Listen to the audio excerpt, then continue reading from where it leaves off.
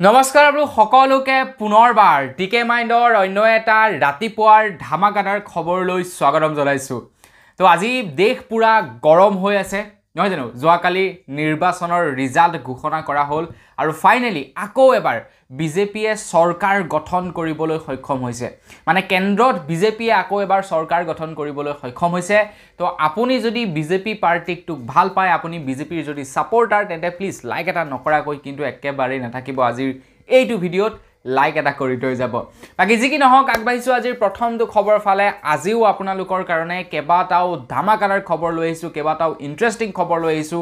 প্ৰথমৰ পৰা শেষলৈকে চাই থাকিব আৰু ভিডিঅ'টো আৰম্ভ কৰাৰ আগতে আপোনালোকক সৰুকৈ এটা ৰিকুৱেষ্ট কৰিম, যদি ভিডিঅ'টো চাই আপোনালোকৰ অকণমান হ'লেও ভাল লাগে তেন্তে লাইক এটা কৰি চেনেলটো ছাবস্ক্ৰাইব কৰি থৈ যাব। আগবাঢ়িছো প্ৰথমটো খবৰ ফালে। প্ৰথমটো খবৰ ওলাইছে দিল্লীৰ পৰা। দিল্লীত যোৱাকালি এটা অঘটন হ'ল বুলি খবৰ ওলাইছে। দিল্লীৰ তাজ এক্সপ্ৰেছত যোৱাকালি 3টা ডবাত জুই লাগি যায় বুলি খবৰ ওলাইছে। কিন্তু ভাগ্য ভাল আছিলে সেইসকল পেছেঞ্জাৰ, যিসকল পেছেঞ্জাৰ নেকি সেইখন ট্ৰেইনত উঠি আছিলে, কাৰণ এজনো পেছেঞ্জাৰৰ একো ক্ষতি সাধন নহ'ল বুলি জনাইছে। কিন্তু 3টা ডবাই জ্বলি চাৰখাৰ হৈ গ'ল দিল্লীৰ তাজ এক্সপ্ৰেছৰ।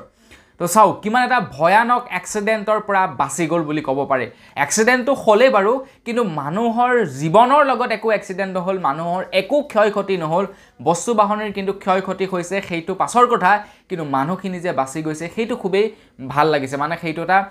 ভাল লগা কথা আৰু। তো বন্ধু বান্ধৱীসকল, তো আজিকালি একোৱেতে ছেফ নাই বুলি ক'ব পাৰি। গাড়ীত যাবলৈ ভয় লাগে, এক্সিডেণ্ট হোৱাৰ ভয়, ক'ৰবাত খুন্দা মাৰি দিয়াৰ ভয়, আৰু প্লেনত যাবলৈ ভয়, প্লেনৰো আজিকালি ঢেৰ এক্সিডেণ্ট হয়। আৰু আগতে ট্ৰেইনৰ যাত্ৰাটো আটাইতকৈ ছেফ যাত্ৰা আছিলে, কিন্তু এতিয়া ট্ৰেইনৰ যাত্ৰাটো অকণমান ভয়ানক যাত্ৰালৈ। বাৰু যি কি নহওক সাৱধানতাৰ মৰণ নাই নহয় জানো। য'তেই নাযাওক, যদি কিবা হ'ব লগা থাকে তেন্তে হ'বই আৰু। ঈশ্বৰে যিটো লিখি পঠাইছে সেইটো আপুনি যিমান বাৰ পাৰ কৰিবলৈ চেষ্টা কৰিলেও সেইটো নোহোৱা চেষ্টা কৰিলেও নহ'বই, হোৱাটো ভাই হ'বই আপোনাৰ লগত, নে কি কয় কমেণ্ট কৰি জনাব। আগবাঢ়িছোঁ ইয়াৰ পাছৰটো খবৰ ফালে। ইয়াৰ পাছৰ খবৰটো ওলাইছে ষ্টক মাৰ্কেটৰ ওপৰত। ষ্টক মাৰ্কেটত যিসকলে পইচা ইনভেষ্ট কৰে ন, তো তেওঁলোকৰ কাৰণে এতিয়া আৰু এটা বিৰাটেই বাম্পাৰ দিন আহিছে। পইচা উপাৰ্জন কৰাৰ, পইচা ধামাকা গোটোৱাৰ এটা দিন আহি পৰিছে যিসকলে ষ্টক মাৰ্কেটত পইচা ইনভেষ্ট কৰে। তো তেওঁলোকৰ কাৰণে এতিয়া ষ্টক মাৰ্কেটত পইচা ইনভেষ্ট কৰা লোকসকলৰ কাৰণে এটা ভাল খবৰ ওলাইছে। সেবিৰ তৰফৰ পৰা সাৰথি 2.0 নামেৰে নতুনকৈ এটা এপ্লিকেশ্যন মুকলি কৰিছে, যিটো এপ্লিকেশ্যনৰ জৰিয়তে এতিয়াৰে পৰা ষ্টক মাৰ্কেটৰ লগত জড়িত কিবা যদি প্ৰব্লেম পায় কোনোবা ট্ৰেডাৰে, তো তেওঁলোকে সেই এপ্লিকেশ্যনটোত এতিয়াৰে পৰা সেই প্ৰব্লেমবিলাকৰ সলিউশ্যন পাব বুলি জনাইছে। তো বৰ্তমান সময়ত ট্ৰেডিং এপ ঢেৰ আছে, যিকোনো ধৰণৰ এটা ষ্টক কিনা বেচা কৰিবৰ কাৰণে আমি ঢেৰ এপ্লিকেশ্যন ব্যৱহাৰ কৰিব পাৰোঁ। যেনে ধৰি লওক নাভি আছে, আপষ্টক আছে, এঞ্জেল ওৱান আছে। তো সেই এপ্লিকেশ্যনবিলাকত আমি কেৱল ষ্টক কিনা বেচা সেইবিলাক কৰিব পাৰোঁ, কিন্তু কিছুমান এনেকুৱা প্ৰব্লেম থাকে তো সেইবিলাক সলিউশ্যন কৰিব নোৱাৰি। কিন্তু এতিয়া সাৰথি 2.0 এপ্লিকেশ্যনটোত আপোনালোকে সকলোবিলাক সমস্যাৰ সমাধান পাই যাব। আগবাঢ়িছোঁ ইয়াৰ পাছৰটো খবৰ ফালে। আপোনালোকৰ বাৰু মনত আছেনে পুলৱামা এটেকৰ বিষয়ে? মনত আছেনে বাৰু? কেইটামান আতংকবাদী সংগঠনে আমাৰ ভাৰতৰ সেই 9 জৱানসকলক শ্বহীদ কৰি পেলাইছিলে 14 ফেব্ৰুৱাৰী তাৰিখৰ দিনাখন। 14 ফেব্ৰুৱাৰী আছিলে, তো 14 ফেব্ৰুৱাৰী তাৰিখৰ দিনাখন পুলৱামা এটেক কৰা হৈছিলে। তো আপোনালোকৰ বাৰু মনত আছেনে সেই পুলৱামা এটেকত আমাৰ ভাৰতৰ বহু কেইজন বীৰৰ শ্বহীদ হৈছিলে। তো এইখিনিতে আমাৰ ভাৰতবাসীৰ কাৰণে এটা খুবেই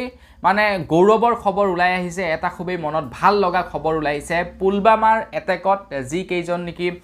আতংকবাদীয়ে এটেক কৰিছে তাৰে 2জনক যোৱাকালি তো কাশ্মীৰত এনকাউণ্টাৰ কৰে বুলি খবৰ ওলাইছে। তো বিৰাটেই এটা ভাল লাগিছে খবৰ শুনি। এই খবৰটো শুনি স্পেচিয়েলি বিশেষকৈ বেছি ভাল লাগিছে, কাৰণ ভাবক যোৱাকালি আপোনাৰ নিৰ্বাচনৰ নিৰ্বাচনৰ ৰিজাল্টটো ঘোষণা কৰিছে, আৰু তাৰ লগে লগে এটা ভাল খবৰ ওলাই আহিছে কাশ্মীৰৰ ফালৰ পৰা। আগবাঢ়িছোঁ ইয়াৰ পাছৰটো খবৰ ফালে। আপোনালোকে ব্ৰহ্মছ মিছাইলৰ বিষয়ে হয়তো নিশ্চয় শুনিছে। ময়ো আপোনালোকক প্ৰায়বিলাক খবৰতে ব্ৰহ্মছ মিছাইলৰ বিষয়ে জনাই থাকোঁ। ব্ৰহ্মছ মিছাইলটো হৈছে আমাৰ ভাৰতীয় এটা মেড ইন ইণ্ডিয়াৰ এটা এনেকুৱা ইনভেনশ্যন, যিটোৰ জৰিয়তে দুশ্মন বা আমাৰ যিবিলাক নেকি বাহিৰা দেশ আছে যিবিলাক আমাৰ দুশ্মন দেশ আছে তো তেওঁলোকক একদম সাফা কৰি দিব পাৰে ব্ৰহ্মোছ মিসাইল আৰু সেইটো আমাৰ ভাৰতে নিৰ্মাণ কৰি উলিয়াইছে এতিয়া ব্ৰহ্মোছ মিসাইলটো বেলেগে বনাব পৰা নাই কেৱল ভাৰতে বনাইছে ভাৰতৰ বাহিৰৰ বেলেগ দেশবিলাকে ব্ৰহ্মোছ মিসাইল বনাব পৰা নাই বা প্ৰস্তুত কৰিব পৰা নাই তো সেই সময়তে ব্ৰহ্মোছ মিসাইল বনোৱা এজন ইঞ্জিনিয়াৰে বলে গোপনে ব্ৰহ্মোছ মিসাইলৰ তথ্য হেনো পাকিস্তানৰ এটা সংগঠনক শেয়াৰ কৰিছিলে বুলি খবৰ ওলাইছে মাত্ৰ পইচাৰ কাৰণে আমাৰ ভাৰতীয় সেইজন ইঞ্জিনিয়াৰ যিজন ইঞ্জিনিয়াৰে নেকি ব্ৰহ্মোছ মিসাইল বনাইছিলে তো তেখেতে ভাৰতৰ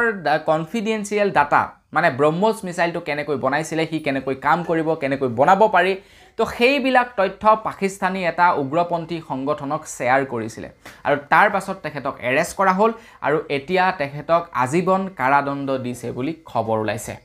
তো বন্ধু বান্ধৱীসকল খবৰটো যদি ভাল পাইছে লাইক এটা কৰি থৈ যাব আগবাইছো ইয়াৰ পাছৰটো খবৰ ফাল ইয়াৰ পাছৰ খবৰটো ওলাইছে ইউটিউবৰ ওপৰতেই আপোনালোকে বাৰু জানেনে বিশ্বৰ ভিতৰত আটাইতকৈ ডাঙৰ ইউটিউব চেনেল কোনটো আছিলে আপোনালোকে বাৰু জানেনে আমাৰ ভাৰতীয় এটা ইউটিউব চেনেলেই আছিলে যিটোৰ নাম হৈছে টি সিৰিজ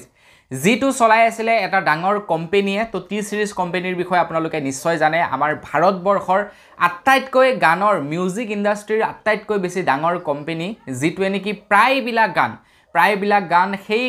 এলবামৰ মানে সেই বেনাৰৰ অধীনতে বনায় বা সেই মিউজিক প্ৰডাকশ্যনৰ অধীনতে বনায় টি সিৰিজৰ অধীনত বনায় মেক্সিমাম গান আমাৰ ভাৰতৰ আটাইতকৈ ডাঙৰ এটা ব্ৰেণ্ড মিউজিক ব্ৰেণ্ড তো সেই ব্ৰেণ্ডটো আছিলে আমাৰ ৱৰ্ল্ডৰ ভিতৰতে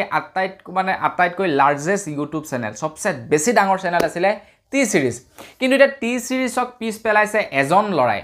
লৰাই পিছ পেলাইছে লৰাজন আমাৰ ভাৰতীয় লৰা নহয় লৰাজনৰ নাম হৈছে মিষ্টাৰ বিষ্ট মাত্ৰ 26 বছৰ বয়স টি সিৰিজকো এতিয়া পিছ পেলাইছে বুলি জনাইছে সাবস্ক্ৰাইবাৰ কাউন্টিংৰ ক্ষেত্ৰত টি সিৰিজকো পিছ পেলাইছে এটা 26 বছৰীয়া লৰাটো কিমান টকা উপাৰ্জন কৰিব পাৰে বাৰু এনে আইডিয়া কৰকচোন এনি আইডিয়া আপোনালোকৰ কিবা আইডিয়া আছে নে কিমান টকা উপাৰ্জন কৰিব পাৰে সেই চেনেলটোৰ পৰা আগবাইছো ইয়াৰ পাছৰটো খবৰ ফালে বাৰিষা কাল সোমাইছেহে বাৰিষা কাল সোমোৱাৰ প্ৰাকখনতে মানে বাৰিষাৰ আৰম্ভণিতে আমাৰ অসমত বানে পুৰা ধুৱলি কোৱলি ধুৱাই পেলাইছে আমাৰ অসমৰ ৰাজ্যক বানে ধুৱাই পেলাইছে কিন্তু আমাৰ এটা ভাগ্য ভাল বুলি ক'ব লাগিব আমি যিডোখৰ অঞ্চলত আছো ন সেই অঞ্চলটোত খুব কম বানপানী হয় কিন্তু আমাৰ ওচৰে পাজৰে অঞ্চলবিলাকত ধামাকা বানপানী হয় এতিয়া আমাৰ অসমৰ বতৰৰ ওপৰতে খবৰ ওলাইছে বাৰিষা আৰম্ভ হওঁতে কেইজাকমান বৰষুণ আৰম্ভ হওঁতে আমাৰ অসমৰ ৰাইজ বানপানীত ভুক্তভোগী বুলি খবৰ ওলাইছে যে প্ৰথম বৰষুণতেই আমাৰ অসমৰ প্ৰায় 5 লাখতকৈও অধিক লোক প্ৰভাৱিত হৈছে বানপানীত প্ৰথম বানপানীতে প্ৰায় 5 লাখতকৈও অধিক লোক প্ৰভাৱিত হৈছে বুলি খবৰ ওলাইছে এতিয়া গোটেই বাৰিষা কালটো বাকি আছে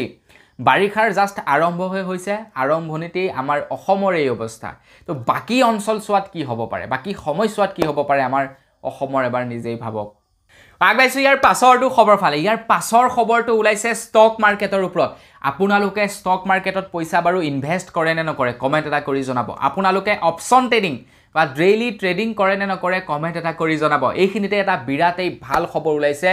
লোকসভা নিৰ্বাচনৰ ৰিজাল্ট ঘোষণা কৰা দিনাখনে অৰ্থাৎ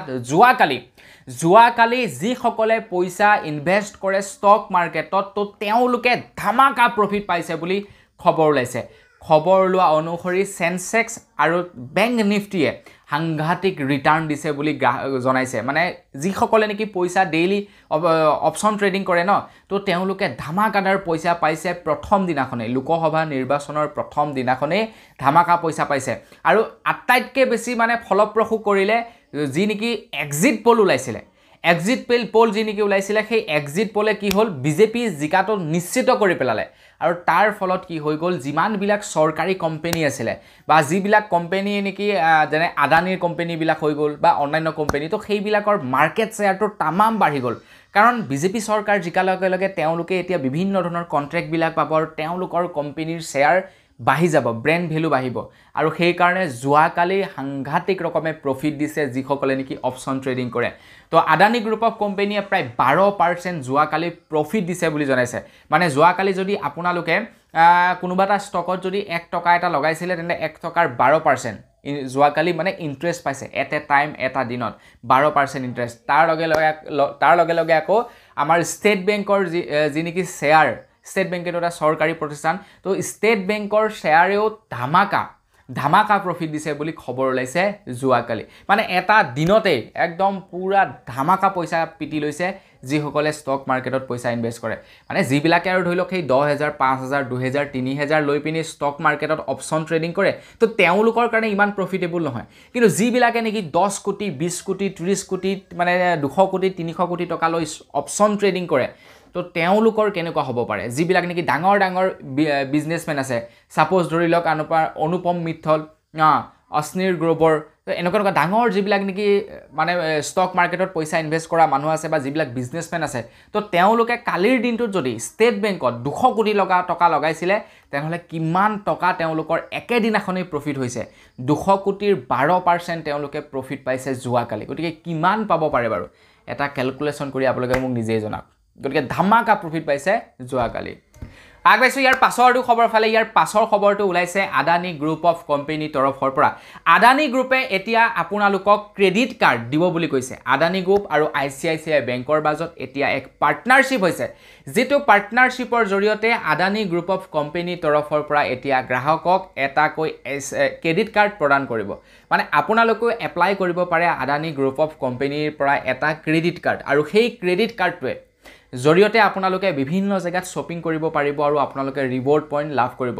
বিশেষকৈ সেই ক্ৰেডিট কাৰ্ডটোৱে যদি আপোনালোকে ফ্লাইটৰ টিকেট কাটে তেন্তে তাত আপোনালোকে অত্যাধিক ৰিৱাৰ্ড পইণ্ট পাব বুলি জনাইছে গতিকে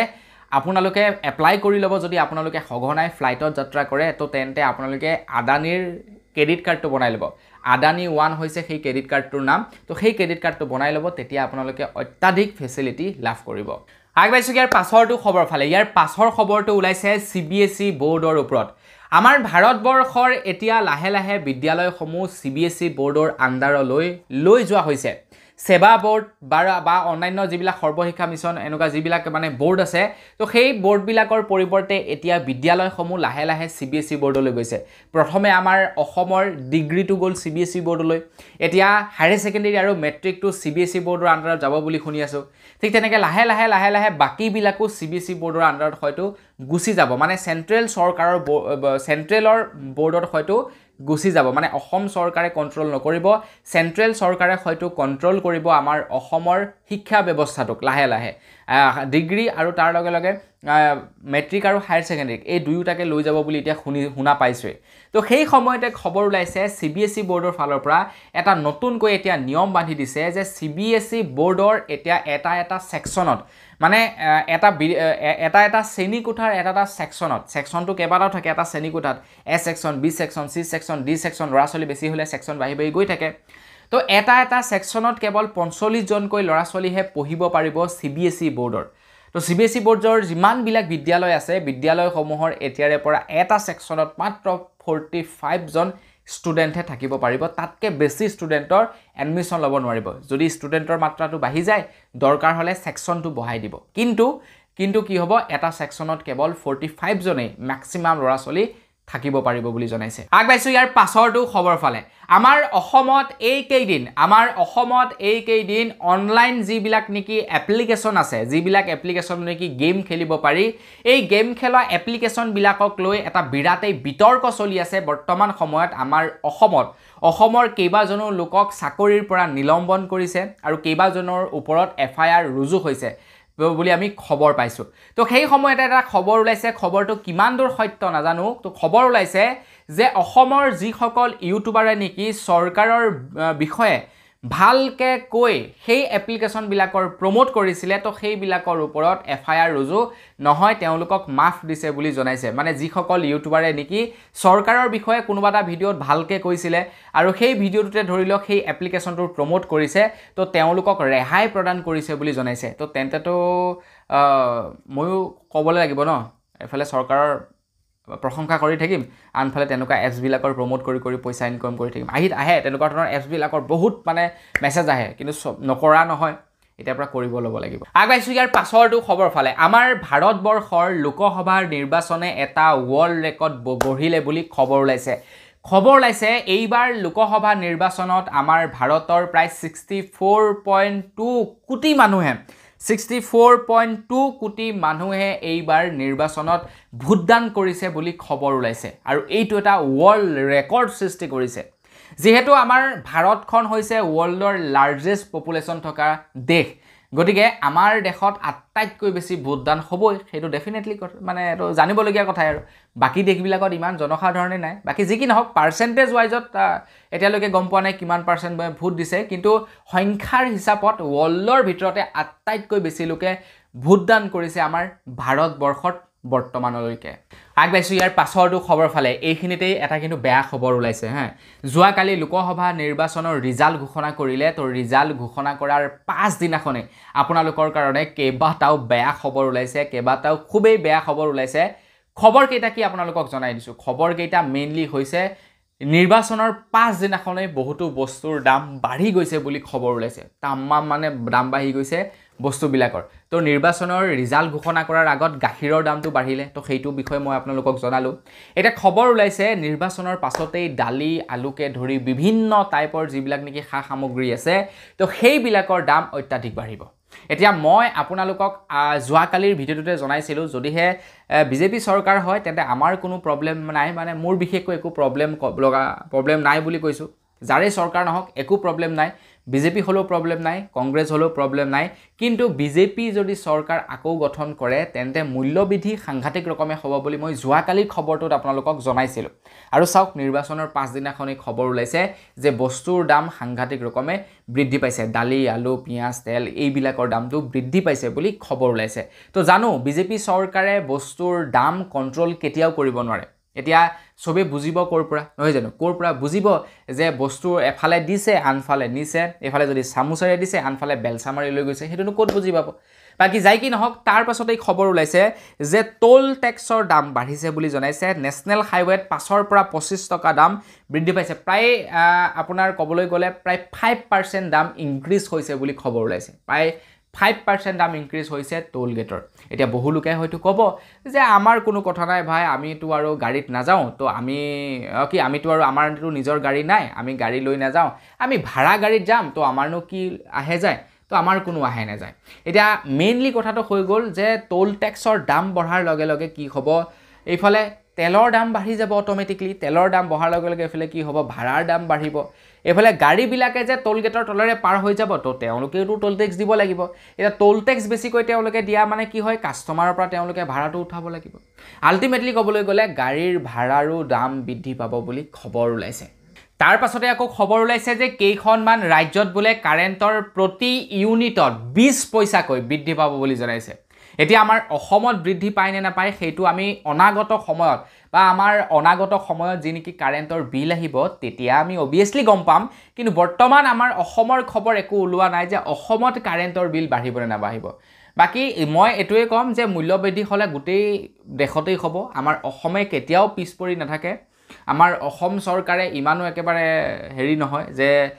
সবত একদম মূল্যবৃদ্ধি হৈ যে আমাৰ অসমত নকৰিব তো আমাৰ অসমতো চাগে নিশ্চয় মূল্যবৃদ্ধি হ'ব তো লোকসভা নিৰ্বাচন হোৱাৰ 5 দিনাখনে এনেকুৱা এটা বেয়া খবৰ ওলাই পৰিছে তো বেয়া খবৰৰ মাজতে আকৌ এটা ভাল খবৰ ওলাইছে ভাল খবৰটো ওলাইছে যে সোণ আৰু ৰূপত যোৱাকালি দাম কমিলে বুলি জনাইছে তো যোৱাকালি যিসকলে সোণ আৰু ৰূপত পইচা ইনভেষ্ট কৰিছিলে ন তো তেওঁলোকৰ তামাম ঘাটি গৈছে যোৱাকালি দিনটোত তো খবৰ লোৱা অনুসৰি প্ৰায় ৰূপত প্ৰায় 3000 লৈ দাম কমিছে আৰু সোণত প্ৰায় 900 টকালৈ দাম কমি গৈছে বুলি জনাইছে সোণ আৰু ৰূপত দাম কমিছে এটা যিসকলে যোৱাকালি সোণ কিনিছে তেওঁলোকৰ কাৰণে লাভ হৈছে যিসকলে নেকি ধৰিলক আপোনাৰ আগতে সোণ কিনি থৈছিলে তো তেওঁলোকৰ কাৰণে যোৱাকালি কিন্তু বেয়া গৈছে দিনটো যোৱাকালি যিসকলে সোণ বিকিছিলে তো তেওঁলোকৰ কাৰণে যোৱাকালি দিনটো বেয়া গৈছে কিন্তু যিসকলে যোৱাকালি সোণ কিনিছে তো তেওঁলোকৰ কাৰণে ভাল গৈছে কাৰণ যোৱাকালি দাম কমিছে কিন্তু অনাগত সময়ত সোণৰ দামটো আকৌ বাঢ়িবই আগবাইছো একেবাৰে হেখৰটো খবৰ ফালে যোৱাকালি নিৰ্বাচন আছিল গতিকে আজি খবৰ বেছি নাছিলে তো লাইক এটা কৰিবলৈ কিন্তু একেবাৰেই নাপাহৰিব খবৰটিত তো একাৰণে লাইক এটা কৰি থৈ যাব তো আজি একেবাৰে হেখৰটো খবৰ ওলাইছে দিল্লীৰ পৰা খবৰ ওলাইছে যে দিল্লীত এতিয়া পানীৰ সংকটত ভুগিছে দিল্লীবাসী কাৰণ দিল্লীত এতিয়া ভাল খোৱা পানী মানে বিশুদ্ধ খোৱা পানীৰ অভাৱ ঘটিছে বুলি খবৰ ওলাইছে তো বন্ধু-বান্ধৱীসকল আপোনালোকে এই ভিডিওটো বৰ্তমান কোৰ পৰা চাই আছে কাৰণ একাংশ দিল্লীবাসী দিল্লীত আমাৰ অসমৰ মানুহ থাকে বহুতো তেনেকুৱা অসমৰ মানুহে ভিডিঅ' চাই দিল্লীৰ পৰা মোৰ ভিডিঅ' চাই তো গতিকে আপোনালোকে কমেণ্ট এটা কৰি জনাব আপোনালোকে দিল্লী হায়দৰাবাদ বেংগলোৰ এইবিলাকৰ পৰা ভিডিঅ'টো চাই আছে নেকি আৰু যদি চাই আছে আপোনালোকৰ তাতে বৰ্তমান পানীৰ অৱস্থা কেনেকুৱা পানী আপোনালোকে ভালকৈ পাইছেনে নাই পোৱা সেইটো কমেণ্ট এটা কৰি জনাবলৈ একেবাৰে কিন্তু নাপাহৰিব তো বন্ধু বান্ধৱীসকল বছ আজিৰ ভিডিঅ' জনাবলগীয়া খবৰ ইমানকেইটাই খবৰকেইটা জানি কেনেকুৱা লাগিলে কমেণ্ট এটা কৰি জনাব যদি ভাল লাগিলে লাইক এটা কৰিবলৈ নাপাহৰিব চেনেল যদি ছাবস্ক্ৰাইব কৰা নাই ছাবস্ক্ৰাইবটো কৰি ল'ব পুনৰ এটা ভিডিঅ' লগ পোৱাৰ খাতিৰত বিদায় মাগিছোঁ ধন্যবাদ জয় অসম